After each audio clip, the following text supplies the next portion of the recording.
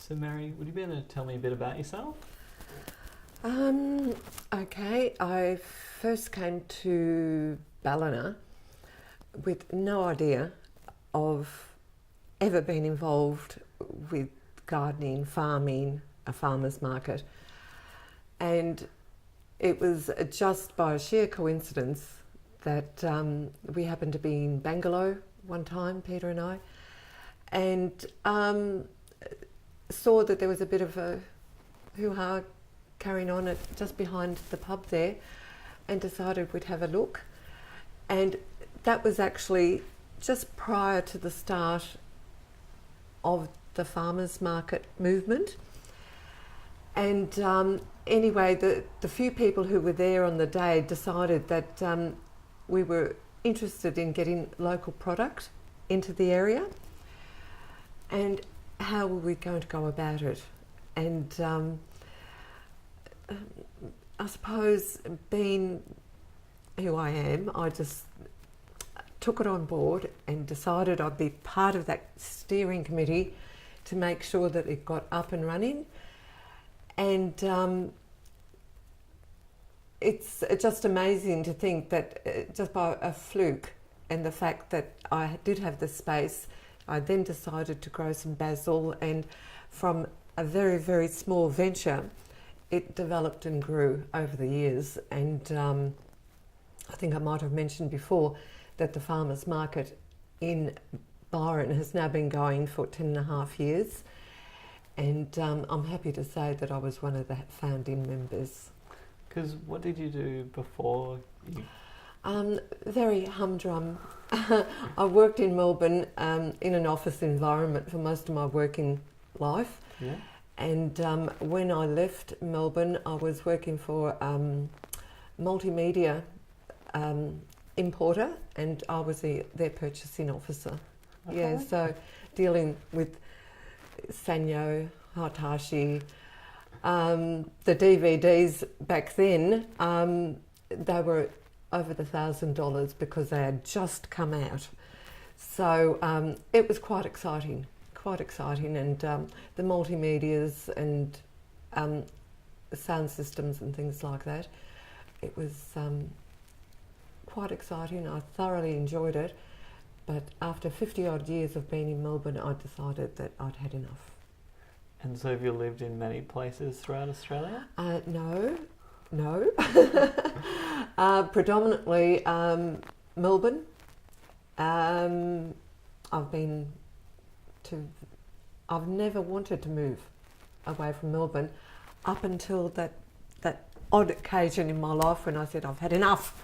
The weather is driving me nuts. And so what made you move to Ballina? It was a choice. I really didn't want to go to Queensland, and Peter and I had been together for about maybe 5 or 6 years at that stage, and he has children in Caloundra, and I had a couple of people that I knew in Ballina, but it was just one of those things we thought, we'll look around, see what happens. And luckily, we found a spot that we both liked. Okay. Yeah, and I love it here. So if we fast forward today, to today, what's your business like? What's your working life like? It's probably physically a lot busier than I ever have been before, but I enjoy it a lot more than being office bound. Yeah. I just don't like that unnatural, how can you call it, having air conditioners on you all the time, and telephones ringing constantly, and then you've got office politics, and yeah. So these days, if I argue with anyone, it's usually with me. Peter's too far away from the house for me to argue with him until he comes in. So yeah, I quite enjoy it. So what particularly got you into small scale farming? It's sort of, at this stage of my life, I really didn't want to go into a huge venture. It was simply something that Peter and I could manage. Once you start to bring in hired help or other employees, it becomes a little bit more complex. Every now and then, Peter and I just like to say, okay, we're going to take the day off, we're going to go somewhere. You can't do that if you're committed to having other people here. So we just like to keep it small scale. That way we can manage it. We're totally hands-on. We know if there's a problem out in the garden. You know, no one has to report back to us. Okay. So could you just explain how long you've actually been farming for? Is it? Maybe 11 years in total. Okay. Yeah. The first year or so that we were here, we were like tourists, just looking around. Yeah. And so how did you learn how to grow food? Trial and error, hit and miss, and a lot of guidance from other farmers. I find that people, even at Byron, as busy as everyone is behind their stalls, I can go up to someone like Henrik, say to him, look, Henrik, what's this?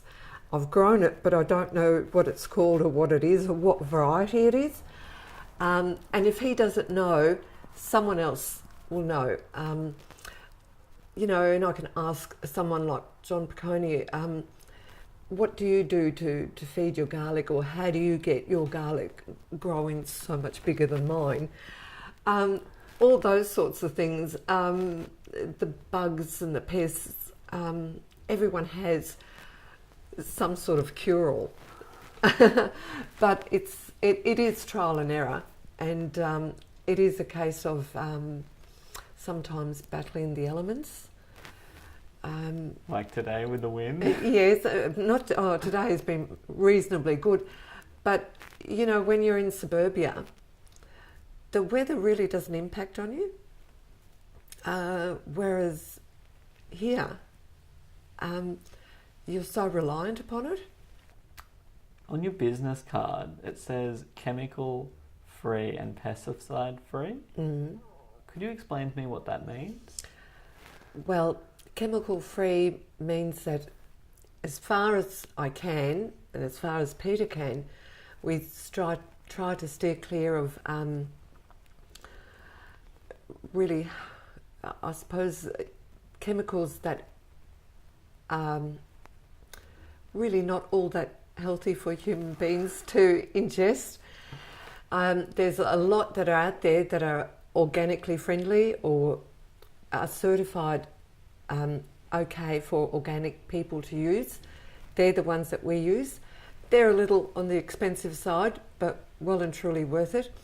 I've experimented in the past with making my own pesticides using garlic, chilli, any of the different combinations that I've been able to read up on, and you then dilute them and you spray those, but that's also hit and miss. It makes me feel good. I don't know that it really controls the pests as well as maybe some of the commercial preparations do. But as far as possible, we do steer away from them. We've experimented with the eggshell theory. What's that? I've never heard of the eggshell theory. The eggshell theory is that just crush some eggshells and scatter them around the garden beds, and that way any slugs and creepy crawlies might get onto the eggshell, but they won't be able to get off it. Because it's a little bit sadistic, really. But as I say, a lot of the methods, they're great. We try them, we see what works, what doesn't. A lot of the times, things like the stink bugs, you know, if you're wearing gloves, you can get them in your hand and just squash them. Butterflies, they're a nightmare. Yeah, because once they lay their eggs, you know that you're going to have an infestation. So if you try and get to the source before it happens, that's really good. And so why have you tried to use the least amount of herbicides and pesticides or just agricultural chemicals as possible? Is there a specific reason? Only because they're quite detrimental, and a lot of them are detrimental to nature and you know, the good insects, and you certainly don't want to upset the birds and the bees, which are just so important, and we've got heaps of bees around here, and you just don't want to use anything that's going to destroy that natural living habitat. Sure. And is it also because you eat the food? Oh, well, that's just it. I know that I need something, whether it's for our dinner, if I need it to put into anything that I'm cooking, baking, I need to know that I can just go out into the garden. I don't necessarily even have to wash it because I know that it's fine. Anything that's been sprayed on there has been good. So other than to get dirt off, you really don't need to wash it. And I think it's great for customers to know that it's grown as close as possible to the way nature would have it, with as little intervention as possible, except to keep it growing. Okay. So, what would be the difference between how you do things and an organic farmer, say? I really don't know that there's a lot of difference, to be honest. We've got at least 4 to 5 compost enclosures that we use all the time in building up our beds. Our soil is quite heavy, it's a heavy pug, so it's taken a number of years to break it down and have it a little bit more friable, and that's only been achieved through using compost, our own compost. We've got chicken manure because of our own chickens. All that is used to help nourish the soil, and we do rotate our crops so that you know, every single bed is rotated so that we get maximum use out of them. Okay. And so, could you tell me your views on organic certification?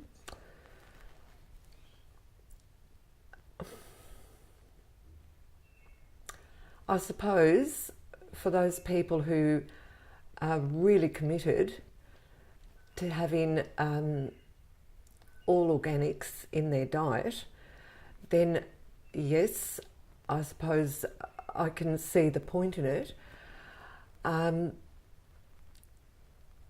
It really doesn't concern me as far as my own farming practices go, because as far as I'm concerned, I am organic. I'm not certified organic, but I know that if someone was to come and test our soil, they would find it as good, if not better, than any other organic grower. Cool. And so, do you think there's any misconceptions about farming in general?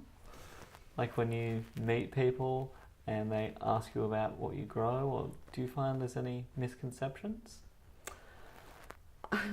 I think most people just all of a sudden lose interest. Yeah? Or else they consider it too much like hard work. Do you find it interesting? I love it. Yeah? Yeah. What do you love about it? I just love seeing the cycles that it goes through. Planting from seed is it's actually really quite exciting, because you handle the seed. I get the boxes ready, you get the soil in, you prepare it well, you put the seeds in, you cover it up, and then within days, depending on what it is that you're growing, you can see the little beggars sprouting, and it is just great. And you follow them, you follow their progress to their seedlings until they're ready to be put out into the garden, and then just so satisfying when you see the end result. Yeah, I love it. Oh, great. It's good to see. So how do you care for the health of the plants? How do you look after them? Okay, well, to begin with, if they've got healthy soil, that really does help the plant in itself because it'll grow fairly strong. At times, watering, of course, that's, anything that is a quick grower just relies so much on water. So we keep the water up to them. Also, you check them, usually in the mornings, just really early. You just go along and just check just to see if there's holes in leaves, what's causing the holes. Usually, if you turn the leaf over, you'll get an indication of what's attacking it. And that's when you try and remedy it with either your own homemade sprays, or if you think that you can't handle it with your own sprays, and that's when you use the commercial products. But so when you say commercial products, are you saying that you use commercial products that are allowed in certified organic farming? Totally, yeah. Yeah, totally. That's a bit of need to sort of make that clear distinction, don't we? Oh, yeah. And there are a number. There are a number of organic sprays that you can use and buy commercially. Yeah.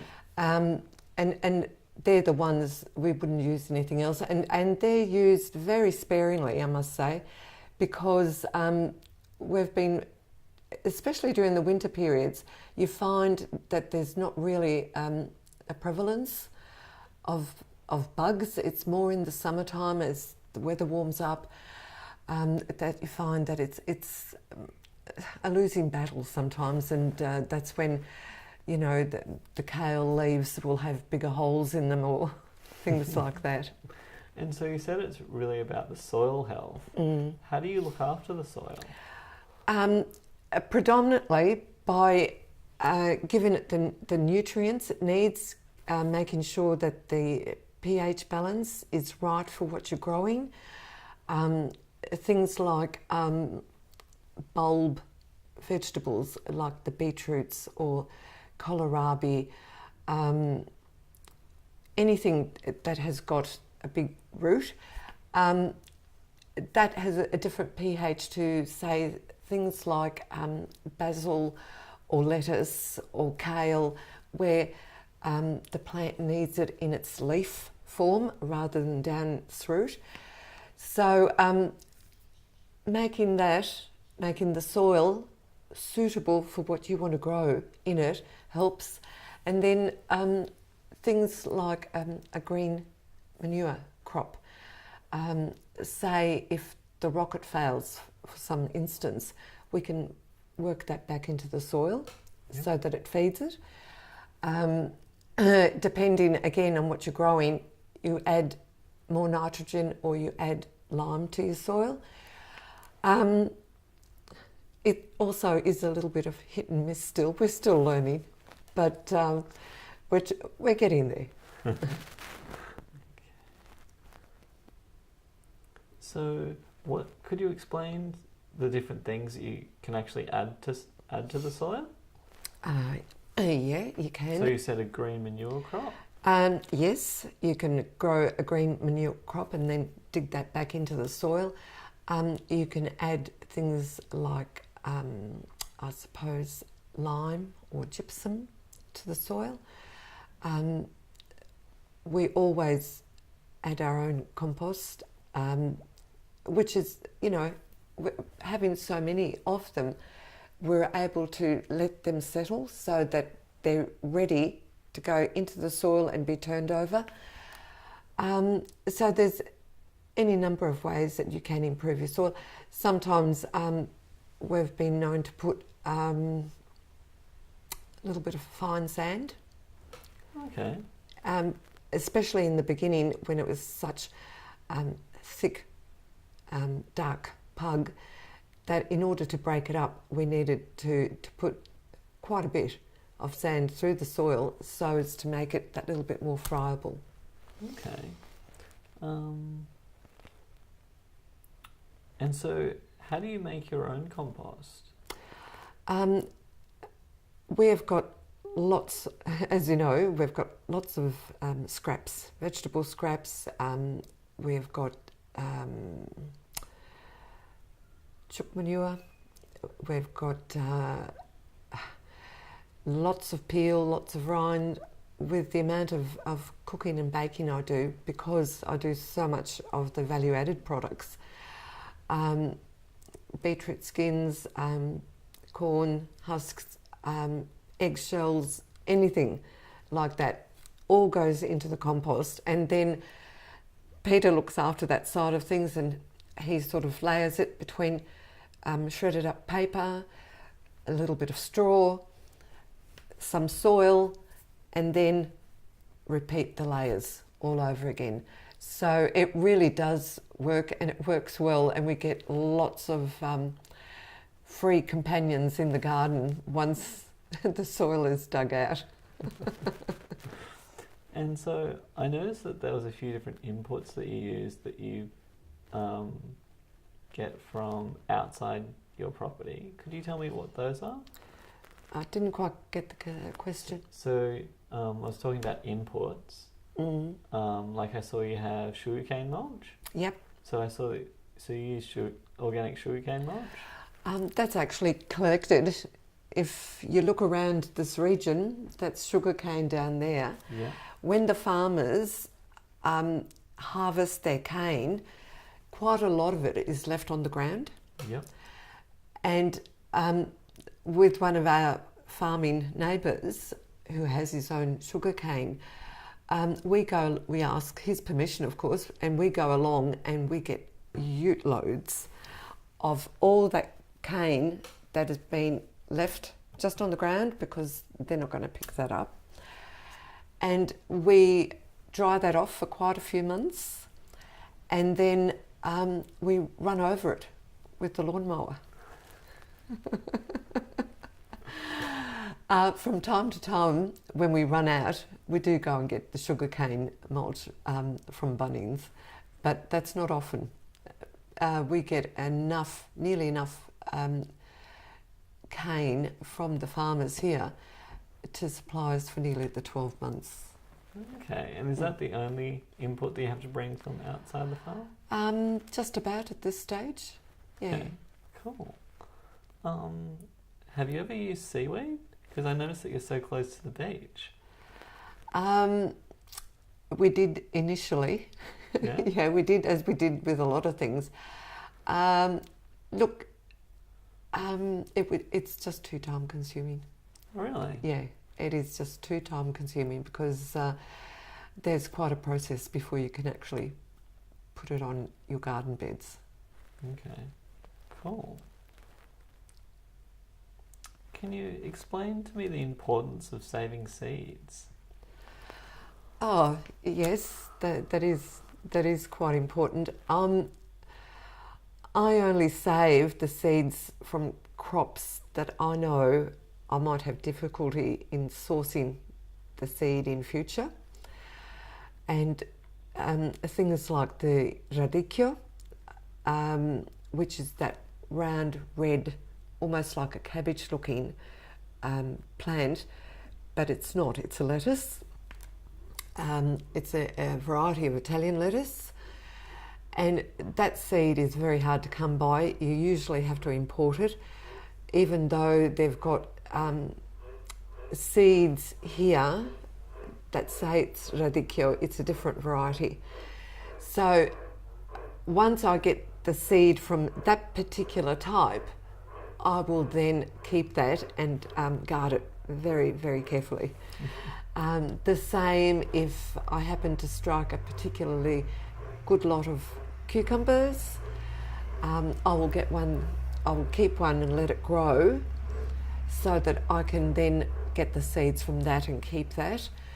I know that there's a lot of people who are far more into seed saving than I am, but right at present I'm concentrating on what I know is popular with the general public and what I like personally. Can you tell me about the different things that you grow here? I certainly can. Apart from the citrus, oranges, lemons, grapefruit, things that most people have in their backyard, we've also got the chocolate pudding fruit, which is the black sapote. That's a beautiful tree. It's a really healthy tree, takes very little looking after, and produces fruit which I think is an acquired taste, a little bit like a persimmon, but some people love it, some people don't.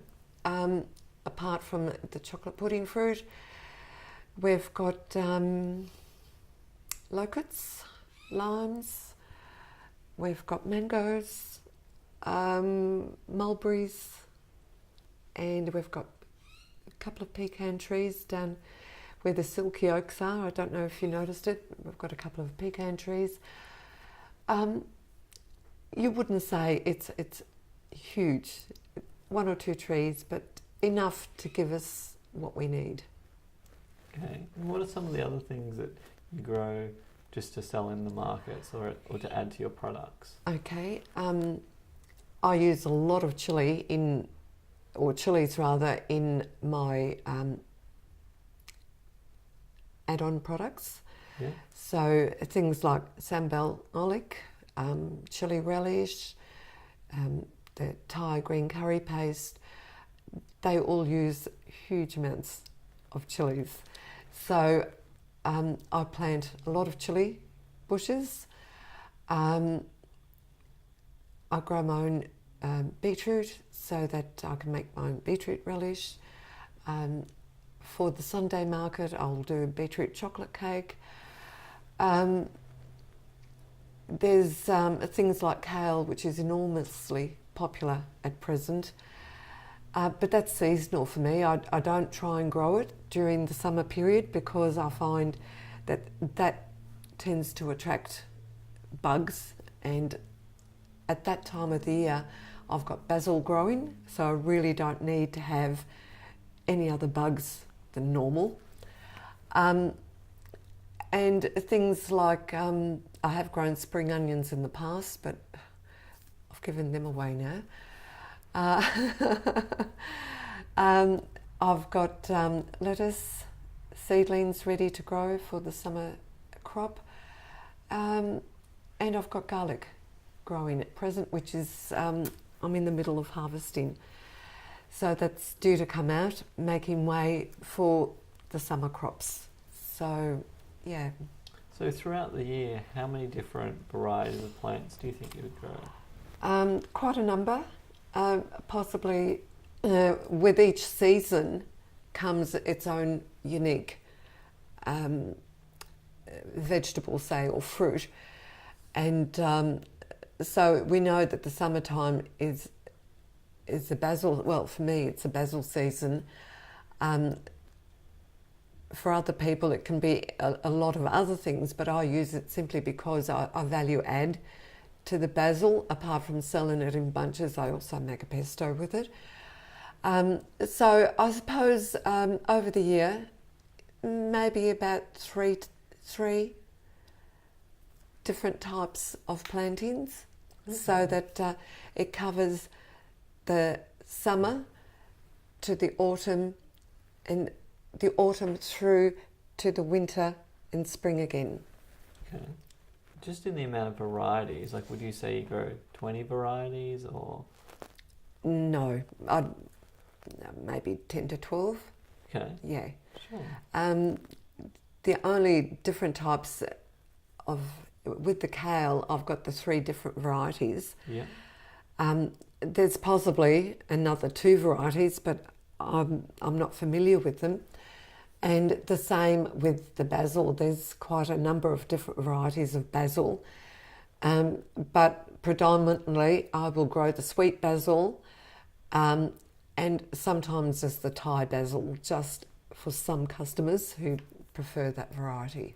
So apart from farming, you also create like value-added products. Yep. What are those? What could you describe some of those value-added products that you make?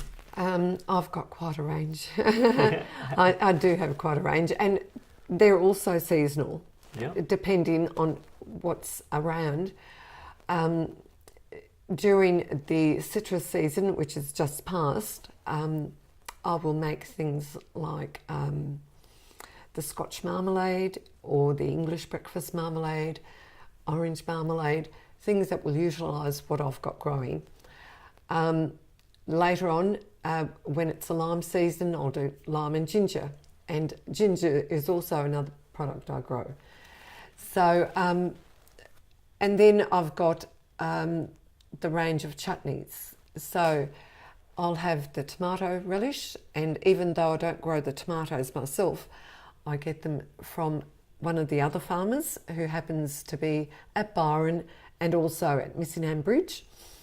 And their tomatoes are superb. So I do a tomato relish, chilli relish, utilising my chilies, the beetroot chutney. I've got, when it's a mango season, I've got mango chutney. So it just goes on. It's like an endless cycle. And so is there a reason why you've decided to also do not just fresh vegetables and fruit, but also the added? Yes, certainly. In summer is also the time when I grow eggplant.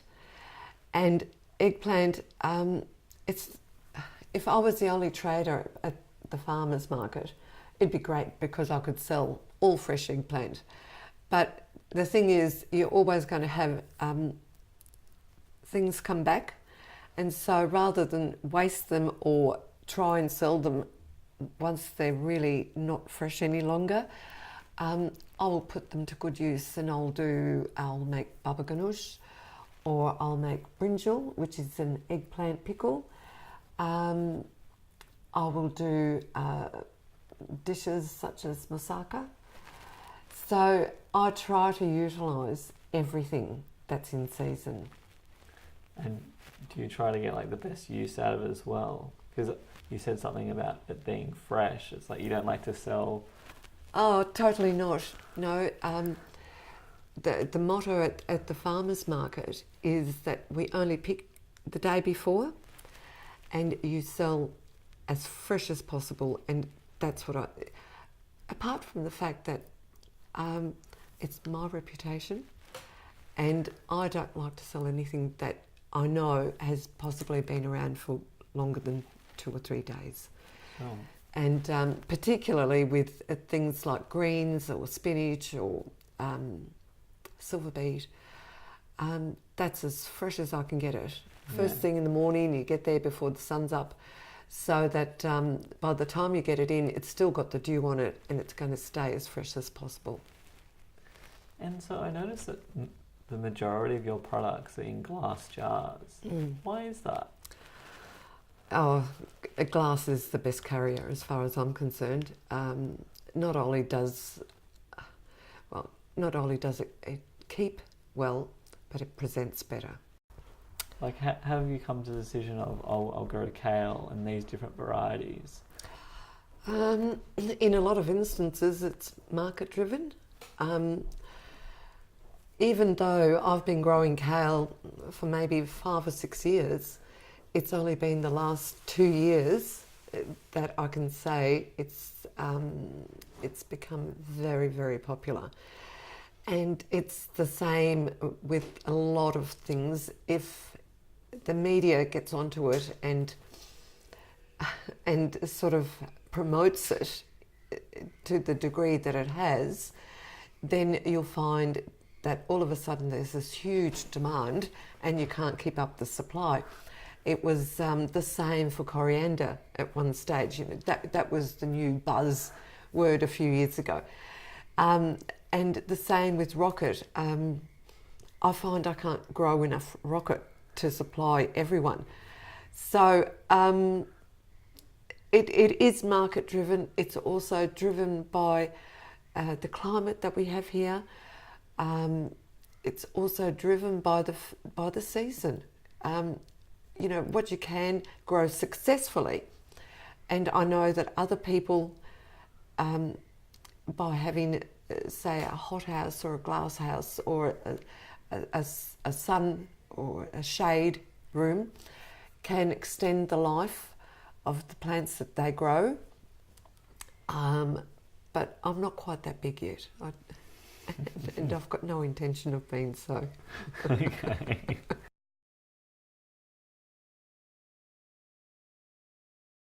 Are there some other things that you enjoy about farming? Possibly the solitude, because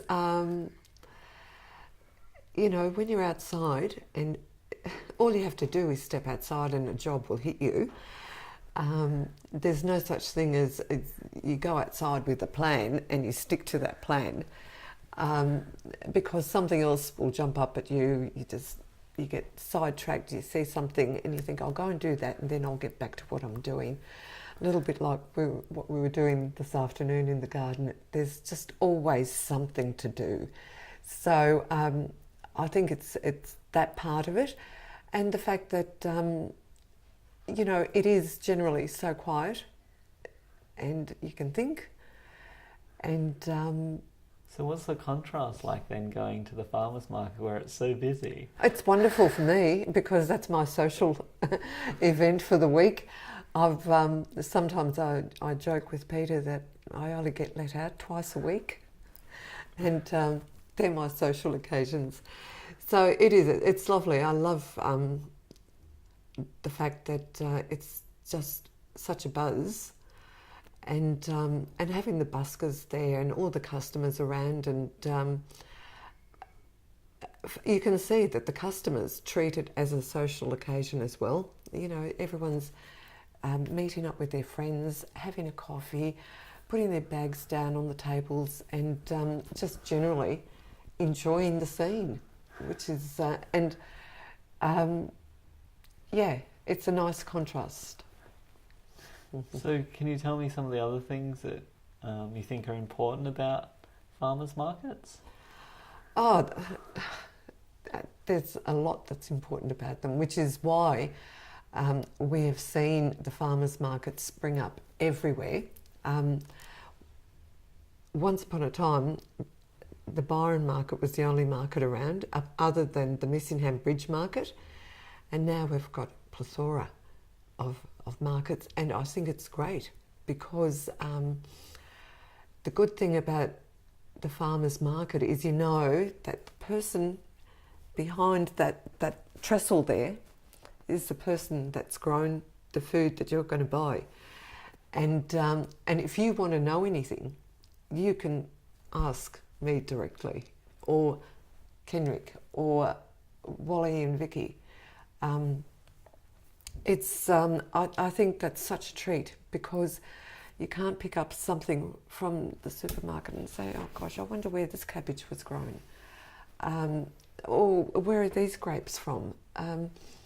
We have guest farmers at the farmers markets on many occasions when it's a cherry season that we can't grow around here, or when it's a grape season.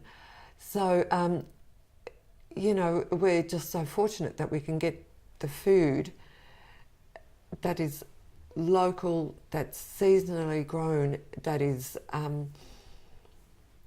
and produced in a way that the farmers are happy to bring it, so that they don't have to go through that middleman, so that then we can pass on that saving to the customer. But the customer benefits in more ways than just price. It's the freshness of the product. It's the fact that it's only travelled maybe 10 or 15 k's to get there. You just are not going to get it fresher than what you do. So I think that's what people appreciate, and that's what one customer said. I don't get up at 6 o'clock in the morning for no reason. I get up at that hour because I want to get fresh produce. And I think that sums it up. Yeah. What's your view on big supermarkets? Look, I think supermarkets are essential for a lot of our needs. I mean, you know, tissues, toilet paper, Scott towels, cleaning products, a lot of things. But food-wise, I think what's happened is that they've altered people's perception of what fresh food is, of when you buy your food, meaning that so many people keep looking for products that are out of season because they see them in the supermarket. And you see, this is where that sense of you can have anything whenever you want it. If oranges aren't in season, then, you know, if they're not on my tree, then they're not in season locally. So how come I can still buy oranges from the supermarket? And I suppose some people want it like that. They want what they want when they want it. And I suppose it'll be a long time before more people get out of that habit. And so, do you like seeing the changing of the seasons? And like, from my understanding, like whenever I go into the supermarket, there's always the same stuff. One of the things that I enjoy about going to the farmer's market is there's always different things. Yeah. Just the variety. Totally. That's what it's all about. Like I was saying, we've nearly finished with the citrus season, but very soon it'll be the black sapote season, and then it'll be the mango season, and then it'll be something else that comes along. So all the time there's things happening, but in a supermarket you see them there all the time. It's only like very few things like mangoes that might be seasonal for them.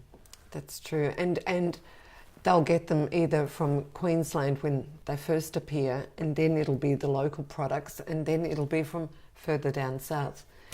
But yeah, I have to say that you certainly do know what season it is when you go to the farmer's market.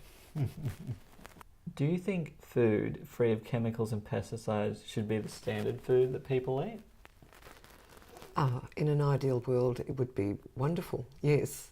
I don't think it's ever going to happen because of the fact that the big commercial growers will use anything to get their crops to happen and to produce as prolifically as it can.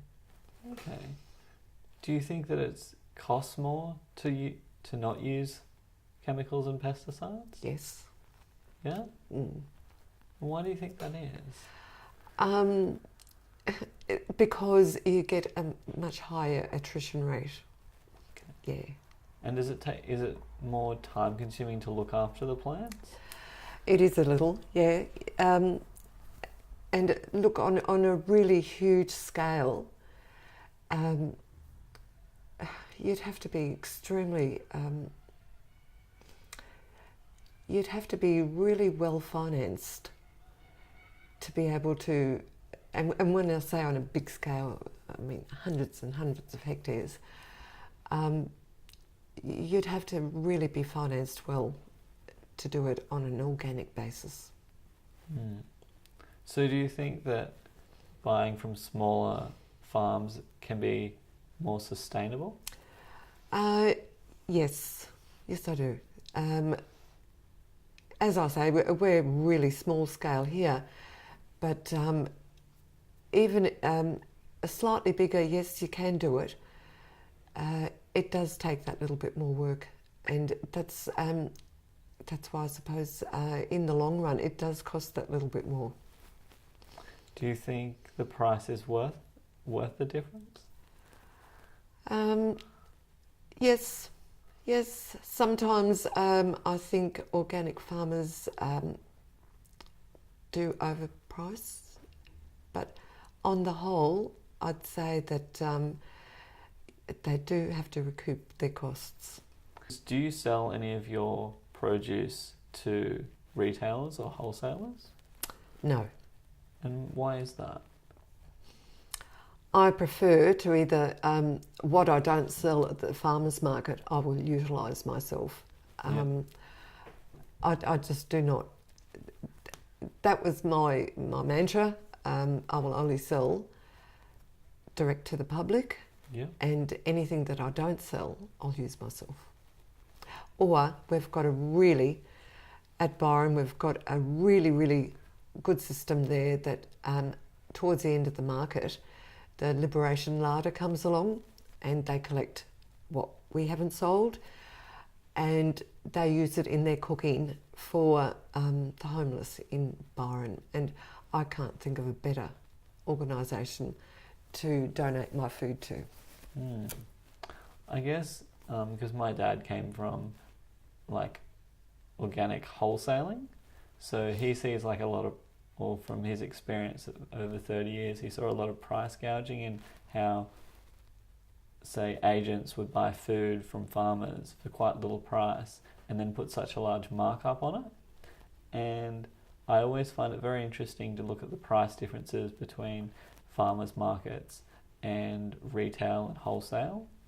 And yeah, I guess maybe once I start to speak to a few more farmers who go like through that path of actually wholesaling their produce, I can definitely see the benefits of going to farmers markets and buying direct from the farmer, because there is no middleman, and it really seems to create this price gap, which I think, like, say I can buy avocados for $1 each, like a big certified organic avocado, where if I went and bought that, even just an Australian grown avocado might be $2.50. Yeah. And it just seems like there's this big price gap. And then if I went into like a health food store and saw organic avocados for $5, I just look at it and go, what is going on here? Like, this is just ridiculous. There's no need. What advice do you have for people who want to learn more about their food?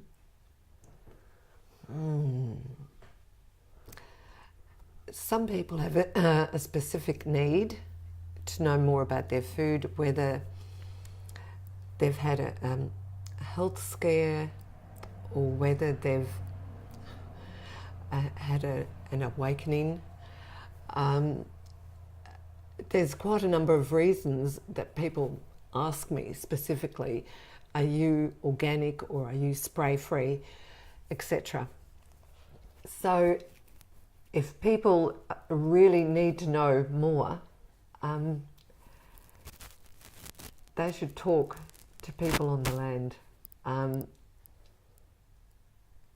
Other than that, get as many books on growing food as you can.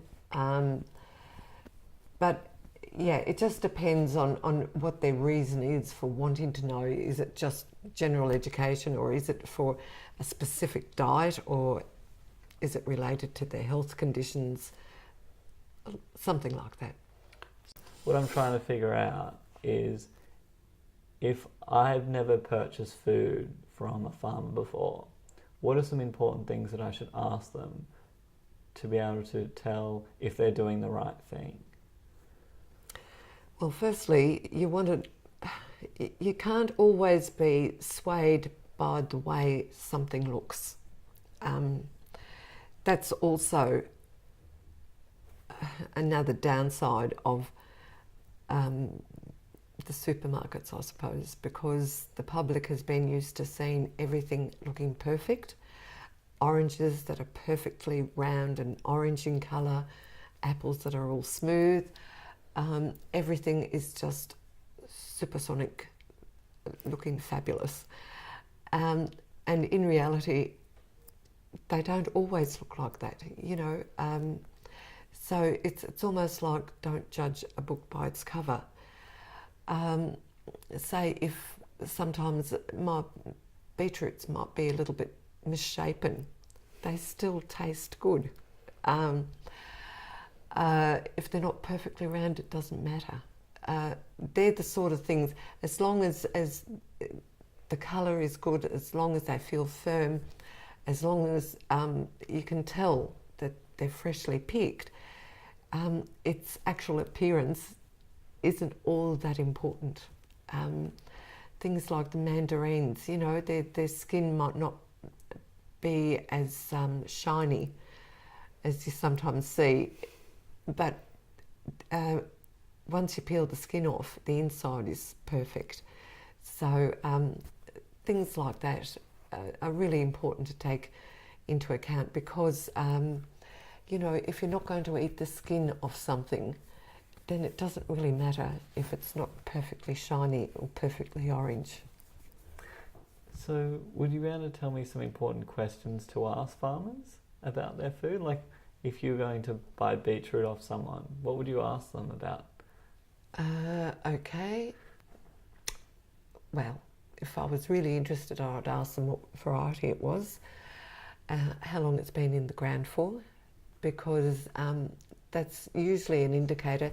You need to get beetroots growing fairly quickly. Even though they've got a 4 to 5 month growing period, you need to get them moving fairly quickly. So if they've been in the ground for 8 months, you know that they're going to be woody. Oh, okay. Yeah. I'd also ask, I suppose, what's the best way to cook it? Yeah. Because after all, if I'm growing it, then I should know how to cook it. Yeah, so there's some of the questions I would ask. Cool. Okay. And so is there anything that I've missed out that you think we should talk about? Jay, you have been so thorough. You have been so thorough. Yes, you've done your research well. If people want to get in contact with you, what's the best method? Well, people can get in touch with me at the Byron Farmers Market on a Thursday morning or at the Missingham Bridge Farmers Market on a Sunday morning in Ballina. Cool. Well, I really appreciate your time this evening, Mary. Thank you. It's been a pleasure.